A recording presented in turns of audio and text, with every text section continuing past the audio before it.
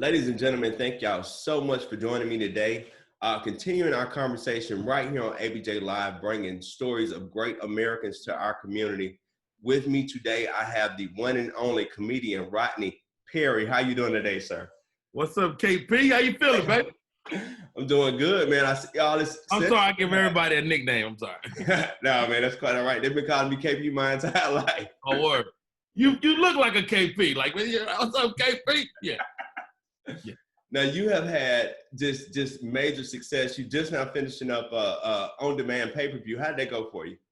I mean, it was really cool, man. I mean, we're in a time of uncertainty, and I connected with the folks over at XOD, and I realized that people had kind of watched all of the Netflix and all of the Amazon, and they were kind of looking for some other options.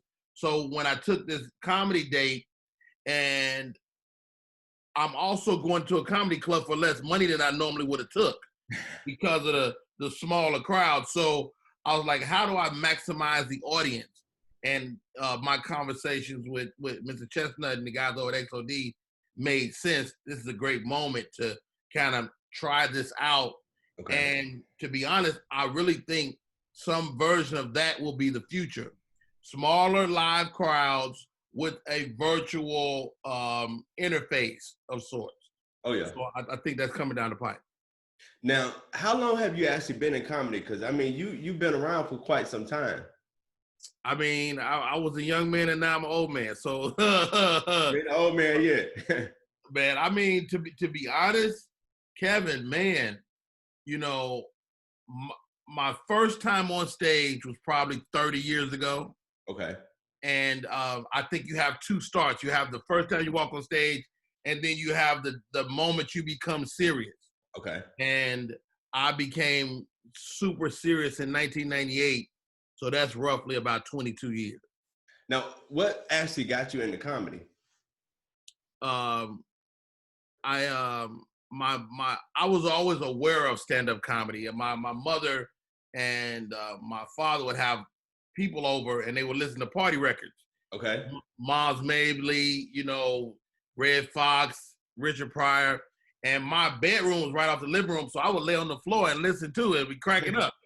And so I knew what comedy was, but it was, when I saw Eddie Murphy on Saturday Night Live, that changed my life because it gave me a real deal picture of like, that's it. That's what I want to be. And, it took many years after that to find it as a profession, but I knew at a very young age that I would be a comedian. And I even had a teacher in second grade that would let me tell jokes at the end of the day if I shut up. Really? Oh, absolutely. Wow. Now, who would you actually say is one of your major influences? I hear, Richard Pryor, Red Fox, Eddie Murphy back in the raw days. I don't know about now, but back in the raw days, he was something else. Oh, he's still the funniest man in the room. My influence is definitely, I'm a Chicagoan, so people like Bernie Mac, people like Robin Harris are heavy influence. Of course, Eddie Murphy, and then there's the people you never heard of. There's, my OG John Austin that every young comic has somebody that ushers you in and mentors you, or the guy Tony Royster that when I walked off the stage, he was like, Rodney, what's all that stuff in your pockets? And I'm like, what? He's like, you on stage with you? It's too distracting. Take that mess out there. And to this day, I don't walk on stage with nothing in my pocket. Wow. And so there's so many people that influence you along the way, and some are famous and some are not. Now, you are not just a comedian. You are also a pretty accomplished actor at this point, aren't you? I mean, this is what I realized really early in my career. Like all the comedians that were actively working, that were getting booked, they all were actors too. Okay. And so I understand a couple of things, especially about people that look like me and wear this uniform, is that we need to see you on stuff before we pay our money. Okay. It's just a fact. So black people do not, like, sometimes our white counterparts, they'll go, hey, I read about this guy on Yelp and I'm going to see him. Black people do not do that. They're like, I'm going to see my guy. That's my friend. So they have to have a connection with you before they spend their money. And so I began to study it. I began to take acting courses. I studied with Tasha Smith in her acting workshop for several years, and it prepared me to be able to be on the set. Now, it seems like the Tyler Perry movies have really boosted you out there. I mean, it's kind of countless ones at this point. What was it like working with Tyler Perry and working on some of his productions? Well, I only did one of his movies, and I did some episodes of some of his TV shows. Okay. I mean, the guy is real deal the hardest working dude I've ever been around. I mean, I worked on a movie called Medea's Big Happy Family, and to watch this guy acting in several roles, producing, making decisions as a producer, directing, so making scene-to-scene decisions, it was pretty impressive. And one day we were shooting, he had us all come by his home, and his house was beautiful, it was immaculate, and I got a chance to talk to him one-on-one. I was like, dude, did you see this? He said no more than you see where you're gonna go. You know, he said, man, less than a decade ago, I was living in the car. So, you know, this is just the result of a lot of work. And so I would just remember being impressed by him at that moment. Wow. Now, what is the business of being a comedian like? Because I mean, we meet so many different entertainment people, but rarely we get so many comedians that are able to talk about the business side of it. What's the business side of it? Because I'm seeing a lot of kids that want to come up in that comedian role. How would you explain that to them? I mean, it's my job to make it look easy, but it's kind of not. Okay. The business is where a lot of comedians fall short or fail. I'm a small business. I'm both an employee and the product, right? Okay. So you know, I have an EIN, I have you know, a business number, I'm a S corp, and I had to learn all that stuff real time. Okay. So again, you look at your peers and you go, okay, like, how do you manage your money? Well, I manage my money. I take home, excuse me, I take home a lot more of my money because I incorporate it. Okay. Oh, what does that mean? And then you start talking and you learn what that means. Okay, so you get a lawyer. And the lawyer says, okay, Rodney, I'm going to set you up as a business. Don't worry about it.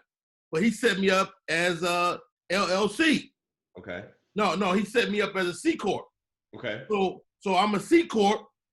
I booked the Monique show. I relocate to Atlanta, and I'm a C Corp. So now all my money is being taxed twice. Yes. Right?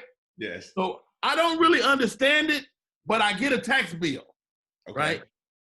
Kevin, I got a $80,000 tax bill. Oh my goodness. Right? And I'm like, yo, this is crazy. I start paying it. Then I meet a great accountant, right? And I said, man, I'm having some tax problems, blah, blah. He said, let me look at it. He looks at it. He's like, dude, you shouldn't be a C Corp. He like, if you, and to anybody that's watching, if you're gonna be a C Corp as an individual, you have to do business a very specific, certain way. You have to pay yourself and things of that nature. You can't just live off the money. Okay. Because if you do, you create a vacuum of two tax options on the same money. Wow.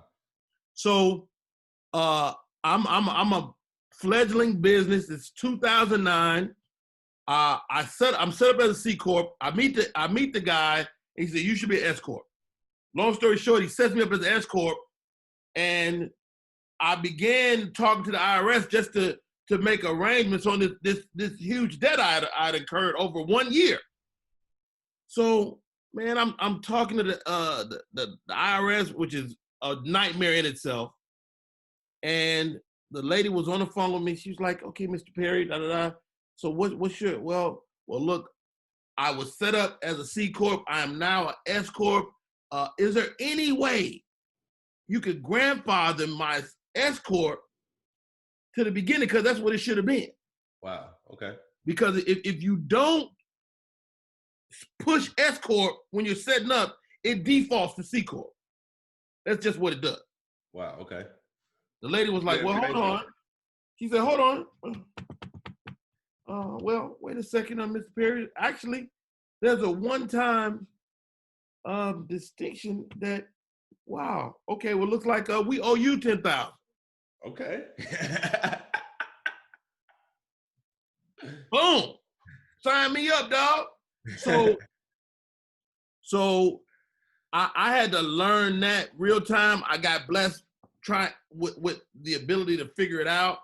And that guy is still my accountant to this day.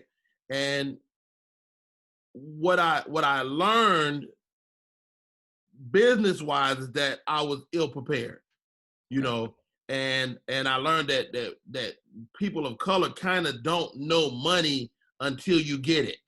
Yeah. You know what I mean? Or even, you know, financial literacy, debt. Most people that are Black in this country aren't in a lot of debt. You know, I mean, if you're in $30,000 debt, that's a drop in the bucket to some people out there. People are in $100,000, $200,000, $300,000 of debt, you know, and are losing no sleep and still buying stuff, you know. And so those of us that may be in $20,000 or $30,000 in debt, it seems insurmountable because you don't know about what debt is and how to manipulate it and operate through it. So I've had some harsh lessons over. And to answer your question, the business of comedy is a multifaceted business because I gotta market and promote myself. I gotta have a website. I gotta have a presence online. I gotta have a presence in real life. I gotta go to the parties. I gotta be social. Yes. You know, like I don't have the luxury of a regular business to be antisocial. Okay. Like I don't have the luxury of not dealing with people. You know, like I have to make myself a party to a lot of situations. And you know, my wife and I, we always talk. My wife is real cut and dry on people. You know, she's like, I don't like that dude. I'm like, yeah, I don't have the luxury not to like him. Like that's not a luxury I'm afforded because I may have to do business with him at some point. And so that's just kind of it in a nutshell. And here's a great story about business and how it goes full circle. So I did Comic View, which was a BET show, late 90s, 98, my first television appearance. Okay. Right? And at that time, they were producing a show where if they felt like your show was running slow or whatever, they would drop the sound out and play crickets over your set. Oh my God. So essentially, you were bombing in front of the world. My first television appearance, and my family, we gathered around the TV. Oh, Rodney gonna be on TV. And they play the cricket. Oh. Kevin, I'm floored, right? I'm like, yo, this is crazy. So I was in Chicago when I saw it. You know, I got to deal with family, my cousins. I don't know if you should have quit your job. You know, I had to deal with all that. Wow. And I'll go back to LA. The young lady who also got the crickets approached me. She's like, Rodney, we suing BET. Are you in? I'm like, hell yeah, I'm in. You're right. Because my feelings was hurt. Okay. And again, I go to my wife, who has always been the realest human being around. And she was like, you sure you want to do that? I mean, you might want to work with them people at some other time, at some other point in your career. I was like, you're right. So I just didn't think about it no more. I just, you know, and the thing I fault myself on is this. I never called a girl back and was like, yo, I'm not gonna do it. I just kind of ghosted her. You know, I just disappeared. Like, you know, I didn't call her or reach out to her, send an email. I didn't do nothing that said, hey, I'm going to not do this. Okay. So that's one thing I fought myself on, and I said next time I see the girl, I'm gonna hug her and I'm gonna apologize for that moment. But it was probably one of the best things I did, because I ended up working with BET years later, and had I sued them, that probably wouldn't have happened. Now, what did that feel like to have to overcome some major defeat like that? You know, first time out, first time on national TV, and then you get the crickets. What did that feel like to have to pick yourself up and keep moving forward?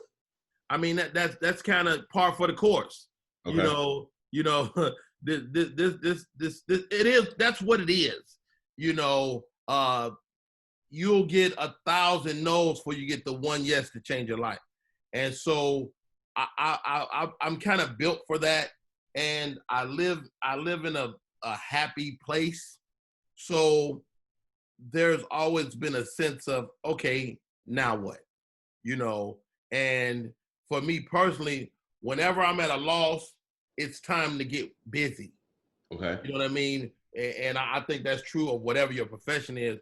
Whenever you're down, you're just not out. As long as you don't quit, you don't lose. The only way to lose is to quit. So if I had packed my stuff up and went home after the crickets, then we wouldn't be talking right now. And so I'm a firm believer in just continue to put one foot in front of the other and see what happens. Wow. Now we're dealing with a just ton of stuff right now in our social environment. COVID-19. How have you held up through the COVID-19? Because a lot of Black businesses, of course, as we can see, we've lost them for good. We've lost probably about 30% of our restaurant businesses here in Georgia. And a lot of people didn't have a pivot to do. How have you held up during all of this COVID-19 stuff? For me personally, it was eye-opening, because what I didn't realize is how much I needed my job, my profession, for my own psyche. Okay. Right? So, like, I not only do comedy for a living, but I do comedy for my own well-being. Okay. And so now I'm in the midst of a pandemic, and I can't do comedy for the first time in my career. So I'm 90 days without stand-up, right? And so it forced me, again, when in doubt, get kinetic, start working, get busy. It forced me to create. So I go into this space. I'm teaching my improv workshop, via Zoom. I'm doing open mic on my Instagram page. Wow. Okay. I'm doing different virtual shows. I did a group of Deltas for 60 Deltas where I did a show like this, like we're talking now. I did probably 8 or 9 different shows during the pandemic. And so it was and for those of us that's old school, it forced me to kind of really learn and focus on social media and building my presence in social, so I create the Uncle Rodney brand. It allows me to still be a grown man, but to exist in the social world. Okay. And so, again, Kevin, when in doubt, create. When in doubt, work. When in doubt, get busy. When in doubt, make yourself kinetic. And the more you can be kinetic, the more people look your way. That's powerful, man. Now, what's next? Number one, do you come out of this better off, or do you come out of this kind of the same or worse? Well, I think there's opportunity to be better off for a lot of us. It's like the stock market.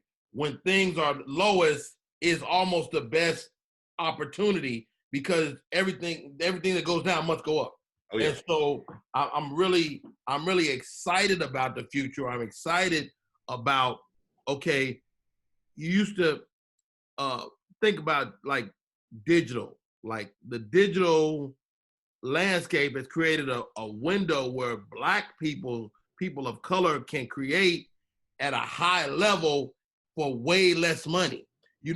30 years ago, you could not make a movie for less than $10 million. Now you can make a movie for $30,000 and it looked just as good. Okay.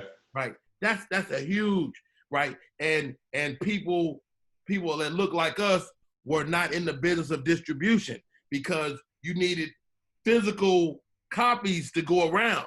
Not anymore. Digital copies go out to the world now. Now we've eliminated the distribution people, right? And so now we're in that business. So this is a great time because all these businesses that we were historically out of, we can get in now. You create now. If you got a typewriter, a computer, you can write, you can produce, you can do. I can take my phone, iPhone 11, and make a movie. Oh yeah, for real deal, and it'd be good as anything else out there. And so there is no limit on creativity. There is no limit on these moments, and specifically for me, I'm creating. I mean. A year ago, I wrote a book, so I wrote the book and now I'm creating the audio book, that I'm doing myself. So I'm gonna add the audio book and I'm going to re-release that. So this product has another life, right? So that's the thing. It's taking the stuff you've already done and recreating that. And so being in entertainment affords me an opportunity to touch a lot of different businesses. And so I'm creating a series of prank calls, I call prank answers, where I'm going into businesses and answering their phones for a day. Okay. So I'm shouting out the business, right? At the same time, I'm pranking your customers and we're taking the audio. Now that's a product to increase my digital footprint. Okay. And so that's one of the things that I'm developing. And I got a TV show that a good friend of mine is working on now. It's a comedy competition show that we're developing right now. And Hollywood hasn't stopped, man. Okay. Hollywood hasn't stopped. Hollywood, Tyler Perry and them shooting right now. So this is a great time to be us, I think. I got an actual question coming in from one of your fans, Miss Tanya Renee. Thank you so much for joining us. She wants to know, will you still continue to do the live shows as well as what you're doing online right now? Tanya, man, great question. I've been asking myself that because, when there was nothing to do, you was on social. And so now I'm getting busy and I don't know if I'm going to have time, but you can always schedule. So the short answer is yes. Okay. But the real deal answer is hopefully. All right. Now, I tell you I wasn't going to hold you all day. So lastly, what's next for Rodney Perry? Man, what's next? Well, I shot a film in 2019 with the man that made me want to do stand-up, Eddie Murphy. So I'll be in a sequel to Coming to America, Coming to America 2. Which is huge. Oh yeah. I'm sure it's going to increase my cachet. It's going to allow me to ask for a couple more dollars per engagement. And so I'm excited about that. That's coming down the pipe. Again, the one-man show, same title of my book, Moments on My Journey. I'm working on that right now. And I mean, I'm always doing something, man. I got 6 kids, Kevin. They got their hands out right now. Well, lastly, and I'm gonna let you go after this one. If you could tell our generation right now anything to help them, what would you say to them? Find your passion. Find what you love to do it, and don't quit. Wow, powerful. Thank you so much, Mr. Rodney Perry, for joining me today and giving us this time to speak with the ABJ readers and a whole bunch of your fans. Thank you everyone for tuning in. Once again, comedian Rodney Perry, another great American, and we will continue to share these stories in our community as much as we possibly can. Thank y'all so much. Enjoy the rest of your day. Thanks, Kev.